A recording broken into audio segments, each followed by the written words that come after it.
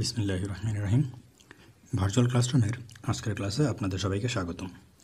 আমরা আজকে চলে এসেছি ম্যাথ 7 নিয়ে, অর্থাৎ ইতিপূর্বে আমরা আরও প্রায় 6টা সেশন কমপ্লিট করেছি। তো আমরা আজকে যে ম্যাথগুলো করব সেই ম্যাথগুলো শুরু করে ফেলি। তো প্রথম যে প্রশ্নটা আছে সেটা কি বলছে একটু দেখি। কোশ্চেন 1 বলতেছে 400 মিটার উচ্চতা থেকে একটা বস্তু ফেলে দেওয়া হলো। একই সময় অন্য একটা বস্তুকে 100 মিটার পার সেকেন্ড বেগে খাড়া উপরের দিকে নিক্ষেপ করা হলো। বস্তুদ্বয় কখন ও কত উচ্চতায় মিলিত হবে? তো আমরা যদি একটু কোশ্চেনটা অ্যানালাইসিস করার চেষ্টা করি, আমরা দেখি যে এরকম একটা সেকশন আমরা নিলাম যেখানে বলছে 400 মিটার উচ্চতা থেকে একটা বস্তু ফেলে দেওয়া হয়েছে। তাহলে আমরা ধরে নিলাম এই উচ্চতাটা হলো 400 মিটার। এখান থেকে একটা বস্তুকে ফেলে দেওয়া হয়েছে, তাহলে এই বস্তুটা নিচের দিকে পড়তেছে। আর আমরা জানি কোনো একটা বস্তুকে যদি উপর থেকে ছেড়ে দেওয়া হয় তাহলে তার আদিবেগ থাকে 0। এটা আমরা আগে লিখে রাখলাম।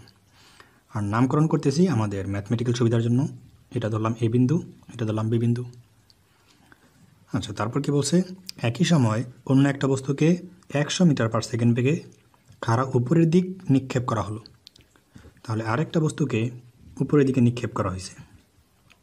এর বেগ কত বলে দিছে? এর বেগটা হবে 100 মিটার পার সেকেন্ড। তাহলে এটা তো উপর থেকে আস্তে আস্তে নিচে পড়তে থাকবে, আর এটা নিচ থেকে আস্তে আস্তে উপরের দিকে উঠতে থাকবে। তাহলে দেখা যাবে যাত্রাপথের কোনো একটা বিন্দুতে এসে এরা পরস্পর মিলিত হয়ে যাবে, অর্থাৎ একজন আরেকজনকে অতিক্রম করবে। তো আমরা সেই বিন্দুটা ধরে নিলাম সি বিন্দু। আর এটা আমাদের বের করতে হবে কত উচ্চতায় এই বিন্দুটা অবস্থিত। আমরা ধরে নিলাম ভূমি থেকে এই উচ্চতাটা এক্স। তাহলে আমরা যদি একটু খেয়াল করি এই বস্তুটার কতটুকু দূরত্ব অতিক্রম করছে, টোটাল দূরত্ব যদি হয় 400, এইটুকু যদি হয় 100, তাহলে এই দূরত্বটা নিশ্চিন্তে 100 - x আমরা লিখে ফেলতে পারি। তো আশা করি চিত্রের ব্যাখ্যাটুকু তোমরা সবাই বুঝতে পারছো। এখন আমরা এটা সলিউশনের মাধ্যমে সমাধান করে ফেলার চেষ্টা করব। চলো দেখি সলিউশনে যাওয়া যাক। তাহলে সলিউশনে চলে আসলাম আমরা। তাহলে আমরা প্রথমে দ্বিতীয় বস্তু নিয়ে যদি একটু কাজ করার চেষ্টা করি, দেখো তো উপরের দিকে তাকে নিক্ষেপ করা হয়েছে কত বেগে? 100 বেগে। আর সেই যে দূরত্ব অতিক্রম করছে সেটা কত? এক্স। তাহলে আমরা শুরু করতেছি দ্বিতীয় বস্তু দিয়ে। তাহলে দ্বিতীয় বস্তুর ক্ষেত্রে আমরা লিখতে পারবো h = ut - ½ g t²। এখানে আমরা মাইনাস কেন ব্যবহার করলাম? কারণ বস্তুটা উপরের দিক যাচ্ছে। যেহেতু তার উপরের দিক যাচ্ছে অর্থাৎ মন্দন হচ্ছে, ত্বরণের বিরুদ্ধে কাজ, সেই জন্য আমরা এখানে মাইনাস ব্যবহার করছি। তো এখন যদি আমরা একটু ডাটা বসাই দেওয়ার চেষ্টা করি, h এখানে অতিক্রান্ত দূরত্ব হচ্ছে আমাদের x। তাহলে আমি এইচের জায়গায় লিখে দেবো x, আদিবেগ u, তাহলে 100, t এর মান আমরা জানি না, মাইনাস হাফ, g এর মান তো আমরা জানি 9.8, এই হলো t²। তাহলে এখান থেকে আমরা লিখে রাখি x = 100t মাইনাস, এটা যদি একটু কাটাকাটি করি তাহলে লিখতে পারবো 4.9। তাহলে এখানে একবারে লিখে দিলাম 4.9 t²। এটাকে আমরা 1 নং সমীকরণ দিয়ে রাখলাম। এখন আমরা প্রথম বস্তু নিয়ে যদি কাজ করি তাহলে আমরা লিখতে পারবো প্রথম বস্তুর ক্ষেত্রে। তো প্রথম বস্তুটাকে আমরা উপর থেকে ছেড়ে দিছি এই বিন্দু থেকে। তাহলে এই ক্ষেত্রে h = ut + ½ g t²।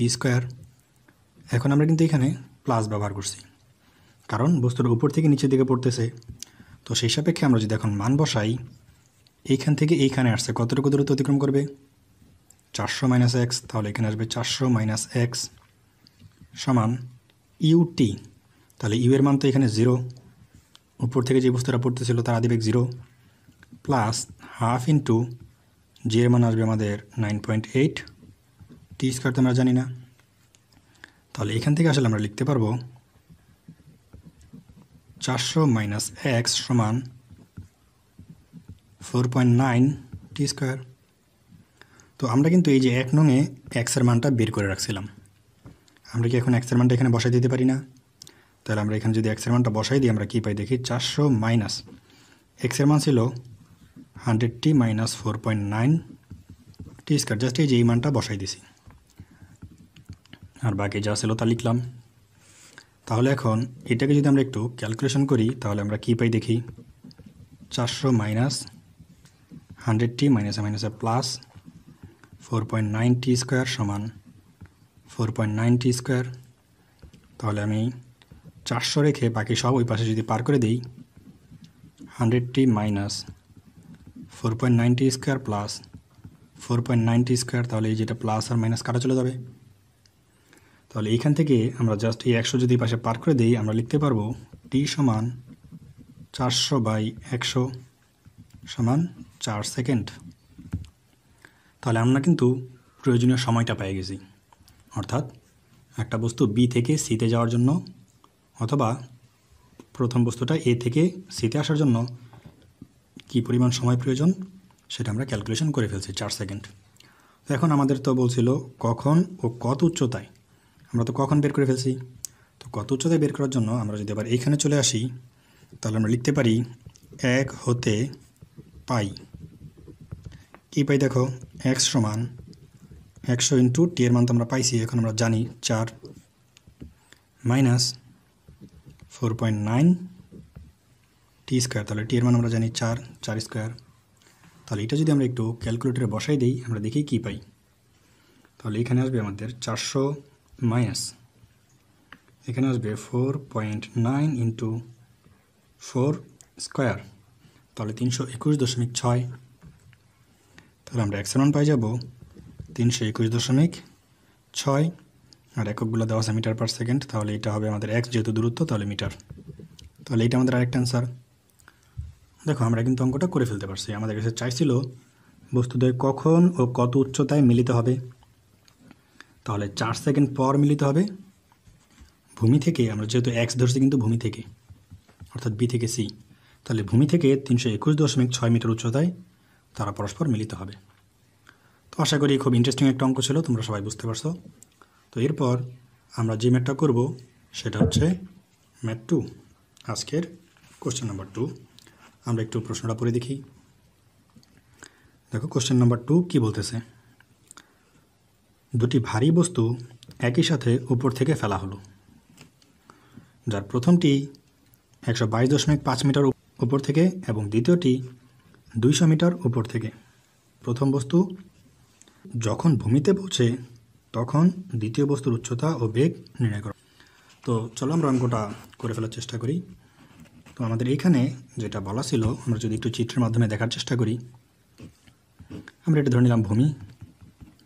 তাহলে একটা কথা বলা আছে যে প্রথমটা 122.5 মিটার, তাহলে এই যে প্রথম বস্তুটা ফালানো হয়েছে আর এখানে যে হাইট, এই হাইটটা দেওয়া আছে 122.5।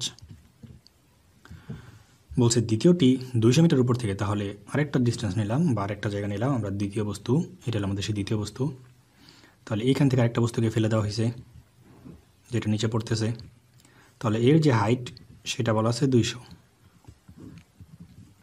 এর হাইটটা বলা আছে 200। তাহলে প্রথম বস্তু যখন ভূমিতে পৌঁছে, অর্থাৎ এই যে বস্তুটা এটা যখন ভূমিতে আঘাত করে সেই মুহূর্তে এই যে বস্তুটা এটা কোথায় আছে আর কখন আছে, এটা তো অবশ্যই নিচে পড়ে যায় নাই। তাহলে এটা আমরা ধরে নিলাম যে সে এই জায়গাতেই আছে। তাহলে এই জায়গায় যে সে পৌঁছেছে এইখানে তার বেগ কত এটা জানতে চাইছে, এই যে বেগ নির্ণয় করো এবং উচ্চতা, অর্থাৎ এই যে এইখান থেকে আমরা যদি ভূমি থেকে তার দূরত্বটা এক্সের মাধ্যমে প্রকাশ করি তাহলে এই এক্সের মান কত, ভূমি থেকে কত উচ্চতায় থাকবে আর এইখানে তার বেগ কত থাকবে। তাহলে আমরা যেহেতু এই দূরত্বটাকে এক্স ধরে নিছি তাহলে এই দূরত্বটা অবশ্যই 200 মাইনাস এক্স, জাস্ট আমাদের আগের অঙ্কের মতোই। তো এখন আমরা এটাকে সলিউশন করে ফেলার চেষ্টা করি। আমরা চলে আসলাম সলিউশনে। তাহলে আমরা যদি প্রথম বস্তুর জন্য ফার্স্টে কাজ করি দেখি কি আসে। প্রথম বস্তুর জন্য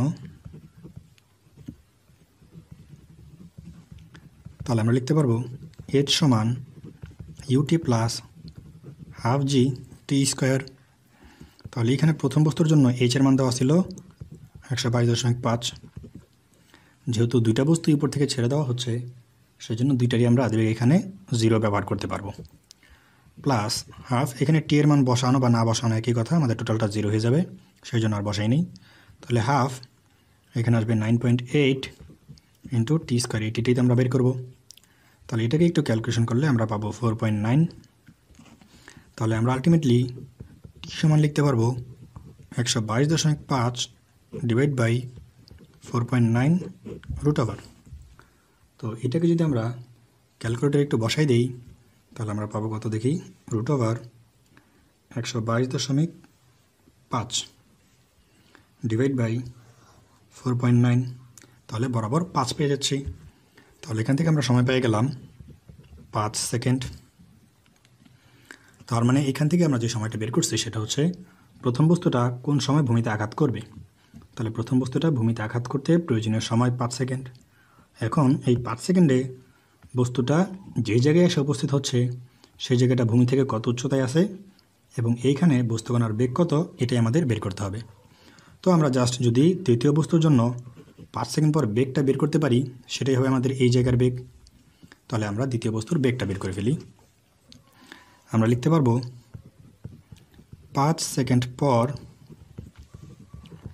দ্বিতীয় বস্তুর বেগ, 5 সেকেন্ড পর দ্বিতীয় বস্তুর বেগ। তাহলে আমরা জানি কি ভি সমান ইউ প্লাস জিটি। তাহলে আমরা যদি এখানে মান বসাই দিই, ইউ এর মান তো 0, কারণ উপর থেকে পড়তেছে, উপর থেকে পড়লে আদিবেগ 0 হয়। জি এর মান 9.8 আর প্রয়োজনীয় সময় 5। তাহলে এটাকে যদি আমরা একটু ক্যালকুলেশন করি তাহলে আমরা কত পাই, 9.8 গুণন 5, তাহলে 49। তাহলে তার বেগ আসবে 49 মিটার পার সেকেন্ড। আমরা কিন্তু বেগটা পেয়ে গেছি, অর্থাৎ বস্তুকণাটা যখন এই বিন্দুতে থাকবে তখন তার বেগ হবে 49 মিটার পার সেকেন্ড। তো আমাদের আরও একটা জিনিস চাইছিল যে প্রথম বস্তু যখন ভূমিতে পৌঁছায় তখন দ্বিতীয় বস্তুর উচ্চতা ও বেগ নির্ণয় করো। আমরা বেগ বের করে ফেলছি, এখন উচ্চতাটা বের করতে হবে। তাহলে আমরা লিখতে পারবো এগেইন, আমরা কিন্তু এখন দ্বিতীয় বস্তুর জন্য কাজ করতেছি, যেখানে লেখা আছে দ্বিতীয় বস্তুর জন্য। তাহলে দ্বিতীয় বস্তুর ক্ষেত্রে এগেইন দ্বিতীয় বস্তুর ক্ষেত্রে H equal UT plus half G T square. তো দ্বিতীয় বস্তু এই 5 সেকেন্ডে কিন্তু এইখান থেকে এইখানে আসছে, তাহলে কতটুকু দূরত্ব অতিক্রম করছে, 200 মাইনাস এক্স। তাহলে আমরা এখানে লিখি 200 মাইনাস এক্স সমান, এখানে তো আদিবেগ 0, হাফ 9.8 আর টি এর মান আমরা জানি 5 স্কোয়ার।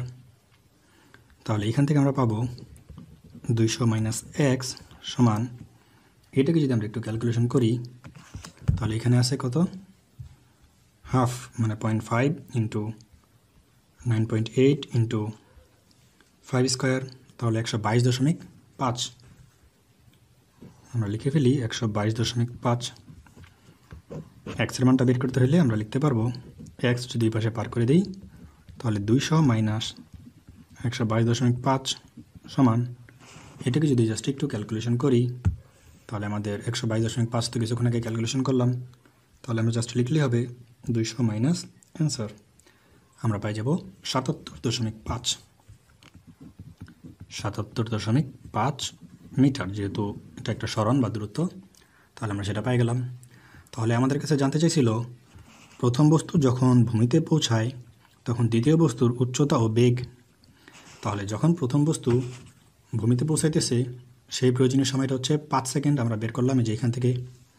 তো এই 5 সেকেন্ড পর বস্তুটা এই বিন্দুতে আসে, এই বিন্দুতে আমরা বেগটা বের করে দেখলাম এটা আসে 49 মিটার পার সেকেন্ড। এই যে ভি সমান ইউ প্লাস জিটি, এই সূত্র দিয়ে আদিবেগ 0, বস্তুকে উপর থেকে ছেড়ে দিলে তার আদিবেগ সবসময়ের জন্যই 0। আর পরবর্তীতে তার হাইটটা বের করার জন্য আমরা ব্যবহার করলাম H equal UT plus half GT square. তো আদিবেগ তো 0ই আছে, আর যে দূরত্বটা অতিক্রম করতেছে সেই এইচের জায়গায় আমরা লিখলাম 200 মাইনাস এক্স, কারণ এখান থেকে এখানে সে আসছে, সে 200 মাইনাস এক্স এই দূরত্বটুকু অতিক্রম করছে। তো এটাকে ক্যালকুলেশন করে আমরা মান পাইলাম 77.5। এটাই হবে ভূমি থেকে তার উচ্চতা, কারণ আমরা এখানে দূরত্বটা ধরছিলাম এক্স, আমরা এক্সের মানটাই বের করছি। তো আশা করি এই অঙ্কটা তোমরা বুঝতে পারছো। দেখা হচ্ছে তোমাদের সাথে আবার নেক্সট ক্লাসে। পরবর্তী টিউটোরিয়াল আগ পর্যন্ত তোমাদের জন্য থাকবে শুভকামনা। আল্লাহ হাফেজ।